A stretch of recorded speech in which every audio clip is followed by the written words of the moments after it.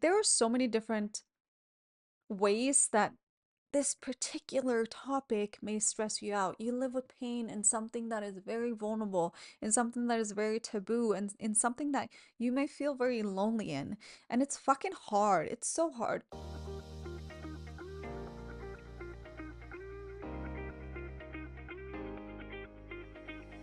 Welcome to the Pelvic Power Podcast. My name is Penny, and I am the host of this lovely space. I am a pelvic floor yoga teacher who teaches people with pelvic pain how to use movement, breathwork, and body awareness to ease and manage their pain while living a pleasurable life.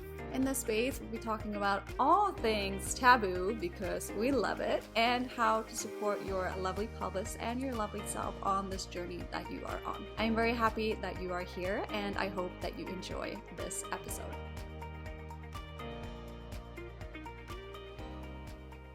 Welcome back, baby, to another episode of the Pelvic Power Podcast. Happy mid-July. It's probably mid-July when I am posting this one. I'm right now in Greece, living my best life. Are we just going to be foreshadowing what is happening in my life while this is released? So right now, as I'm recording this, I'm sitting in my condo. I haven't gone to Greece yet, but I am in Greece right now as this is released. And I'm really looking forward to the ocean, the food, being on a beach, being with some lovely, lovely people, and doing a bunch of yoga. And I am so flippin' excited. Like, I cannot wait. Living in the middle of the country when you're used to the ocean. So I'm from the west coast of Sweden, and then I moved to Australia. I was living by the beach there, on the beach there. It was just, it's a completely different vibe over here. Like, you have to drive far to even get to a lake. When I say far, it's like an hour and a bit, an hour and a half, maybe. Sure, you can find some like smaller lakes that are filled of goose poo, but that's like a park, a conservation park. To get to an actual lake, you have to drive for like an hour and a half. So I'm very excited to be going to see the ocean because I find that the ocean is also so healing and just, yeah, it's just lovely. I get that question a lot, living with lichen sclerosis. People are like, how do you swim with lichen sclerosis? And for me, I look at the water as healing, especially the ocean. I find that there's so much healing within that, and that's how I meet it when I go to the beach. I do the same thing when I go to the lake. Sometimes I take my underwear off or my bikini off on the bottom and I just swim around. Obviously, when there's not a lot of people there, not that I would care. It's more that to like protect those people from seeing my white butt, but take my pants off and I swim around a little bit without my underwear on just to let my vulva get some extra healing. Love skinny dipping. It's the best.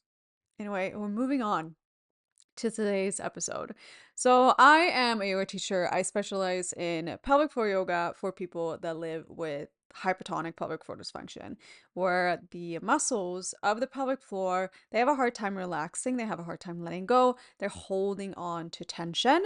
And that can cause more pain, more discomfort. That can cause pain not only in the pelvic floor, but around the low back, tailbone, sacrum, pelvis, yes, the entire pelvis, the hips, low back. If you have any pain, for example, when people come up to me after my yoga classes in real life, where it's not a pelvic floor yoga, and they tell me I have low back pain, or I have tailbone pain, or I have pain in my hip when I do this, one of my first things that I ask them is, have you seen a pelvic physio? And they're probably going to go, no, I didn't even know that was the thing. This is also why we're talking about it. Pelvic physio is such a great tool to have. And if you live with any sort of pain like that, even if people have knee pain, I'm like, have you seen a pelvic physio? Like, everything is connected in the body, and you can experience a lot of pain or a lot of discomfort if you live with overactive pelvic floor muscles. You live with pelvic tension. So, as I was saying, I teach yoga for this. Today, let's dive into when you are given yoga poses or stretches by a pelvic floor physio, for example, or you come across a content creator online and you see them doing these stretches, these poses, pelvic physios online saying these stretches for your tight pelvic floor that might be causing you tailbone pain or wherever that may be. When it is you So yoga is so much more than just the stretching part. There's so much more, so much more, so many different more parts to yoga than just stretching, just poses. And it's important to look at it this way when it comes to your pelvic health too. So it's more than just, I saw this stretch online, I'm going to do this stretch because this is said to be helping me. One of them might be child's pose or happy baby. You've probably come across it. Oh, I'm going to do this stretch because this stretch is going to help me so, so much. And then we're just focusing on the stretching, we're just focusing on the pose itself. And just you're hanging out there, you're doing the pose, you're like, oh my God, I'm gonna feel relief, I'm gonna feel relief. And you're like, I don't know if anything is happening just from the stretch itself, or you might feel a little bit relief, a little bit, and then the tension kind of comes back, or the pain comes back, the discomfort comes back. And I really invite you to look at this whole movement practice that you're doing, or things that you're adding to your toolbox, things that you're doing for your pelvis. It is more than just the stretch itself, okay? We talk a lot about the nervous system here. We talk a lot about slowing down, and there are so many different parts of you, and take that with you into the practice. So, for example, I just did my own yoga practice right before I hit record, and it was just a 5 minute little movement break. And I just kind of land on my mat. I either stand, I lie down, and I just start to feel into my body. Okay, what do I need right now? What is my body kind of craving? How can I meet my body where it needs to be met? But then I also take it one step deeper than that. Okay, what does my nervous system need? What do I need on a deeper level right now? So maybe I land in a pose. Okay, this is a great pose. I'm landing in bound angle, for example, opening up the groin, opening up the inner thighs, feeling that kind of openness through the pelvis. Okay, and I'm not just lying there scrolling on my phone or reading a book at the same time or just like scratching my head, looking at my Apple Watch. And trust me, I teach yoga. I see this a lot. People landing in pigeon and they're like starting to scroll on their Apple Watch. You're here to support your body and you're here to land in yourself. You're not just doing the pose, you are becoming the pose. You're becoming what you're trying to achieve in the pose. So instead of looking at it as, oh, yoga's just stretching, yoga's just relaxing, it's a big part of it. But how can you kind of meet yourself where you need to be met and dive deeper into what you actually need? I get so many messages online. Okay, what kind of pose can I do for this? This muscle is tight on me. My pelvic floor feels tight. I'm feeling it towards the left hip or where that may be. I have low back pain. I have vaginismus. What can I do? What's a good pose for this? I can give you 10 poses that you can do, and they're going to be great for you. But what if you're not connecting with your breath and letting the breath help you on the journey? What if you're not actually taking the time to slow down to let yourself land? The nervous system component is such a huge part of you living with pelvic pain. If you don't tend to that, you're not gonna get very far. You can get into happy baby and you're struggling and you're holding the pose and you can't breathe, you're clenching your jaw, you're clenching your pelvic floor. That's not gonna help with your pelvic floor tension. If you ease into the pose, take it little by little. You don't have to dive into the deepest pose because that's supposed to help your pelvic floor. I'm doing quotation marks in the air as I'm saying this for those of you who are listening on Spotify. So, yeah, you're clenching through the pelvic floor. You're holding on for dear life in this pose because this pose is really going to help you. You are stressing the body more. You are not going to be able to release that tension, to let go, to land in softness, and to release that pain. See what I'm getting at? This is also why it can be so beneficial to actually have a teacher, to have a guide throughout the practice. Like so many times, my students are telling me, you're saying things that I'm not even aware of until you say it. Like, unclench your jaw, breathe into your lower abdomen. Are you right now sucking the belly in? What is actually happening throughout the pelvis? As you land in a happy baby, do you tend to tuck the entire pelvis under and you're kind of holding it? Is there any way that you can drop the tailbone to the floor? All of these cueings also make a huge impact on how your practice or your poses or the stretches are going to work for you. So it's more than just the stretches themselves. It's about how you're tending to your nervous system, how you're tending to yourself throughout the practice that you are doing. I have one of my students in real life. This person comes to my classes at the gym, and she recently joined the Pelvic Health Yoga membership as well. She was saying, I've never thought about or learned about the breath the way that you're teaching it within the membership.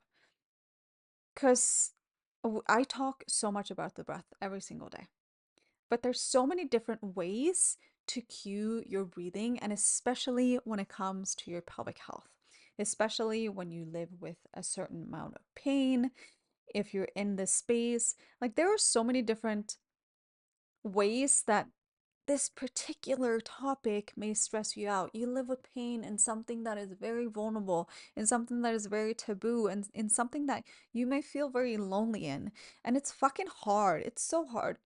You don't have anyone to talk to about it. You're stressing out about it. And in that as well, you're living it's with so much other stressful things in your life. There are family stressors, financial stressors, work stressors, relationships. There's so many different things that you may be working on in your life. And that is also contributing to your pain. There's so many different things that can stress you out.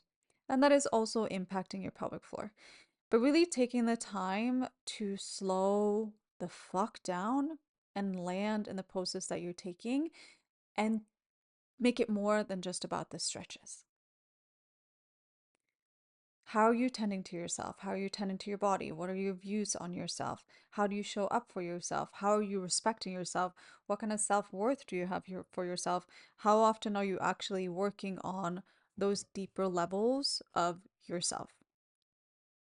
I was having a day the other day, like I was spiraling. I'm just gonna come out and say it. I was spiraling. When I am on my period, I will just go spiraling around. I was lying on my bed. I'm like, okay, I'm just gonna lie down, take a couple moments because I can feel myself really getting agitated in my body when I get like this. And I'm lying down, placing my hands on my body, and I'm like, okay, what do I need to do for myself right now? What are these feelings trying to tell me right now? I need to call my mom. That was what popped up. I just said it out loud. I'm like, I need to call my mom. I need to call my mom. And sometimes when you slow down, it's kind of like the answers come to you that you may not even have been aware of that you needed to hear. Like, that might be a simple one that you call your mom. Like, I've always called my mom my entire life.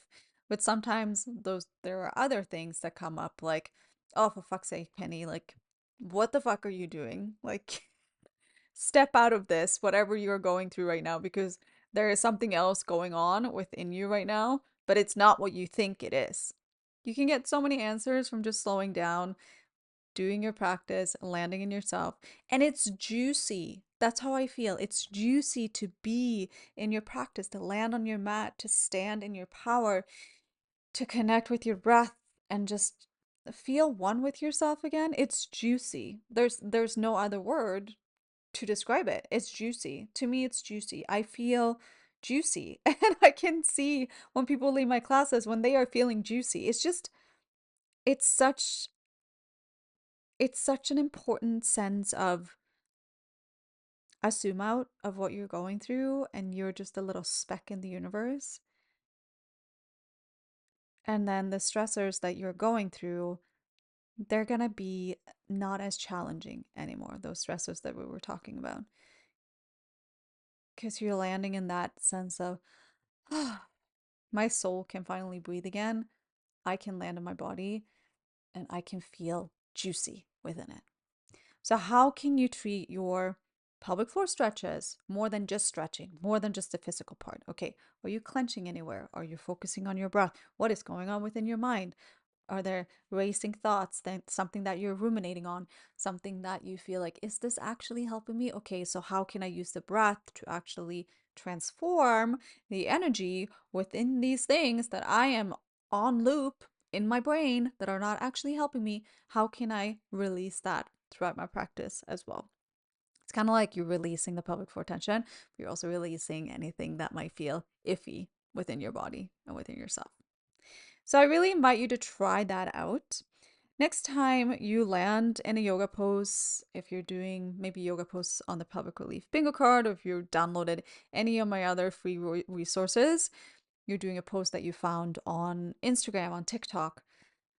Okay, what am I learning about my body right now? Am I clenching anywhere? Am I holding my breath? Does this pose actually feel good to me? Where's the relief in this pose supposed to happen? Is that relief happening? What do I want to accomplish with this pose? What I am trying to accomplish with this pose, can I breathe into that and see how that feels? Okay. Until next time, remember that you're a goddess. You have so much power within you. And I know it's easy to forget. As I just was saying, I have those days too when I need to call my mom and need to get a little slap on the cheek because I'm a fucking goddess and so are you. But it's easy to forget. So I will be your mom in this situation here and I will tell you, you're a fucking goddess. Snap out of it. You are great. You are fantastic at what you're doing. You keep showing up for yourself, even on the days when it is fucking hard. And I'm not saying this for you to feel like you need to, what's that word? Dismiss anything that you're going through, but you are so much more powerful than you think that you are. I know that you are. So start treating yourself like it. Thank you so much for tuning in, and I will talk to you soon. Bye.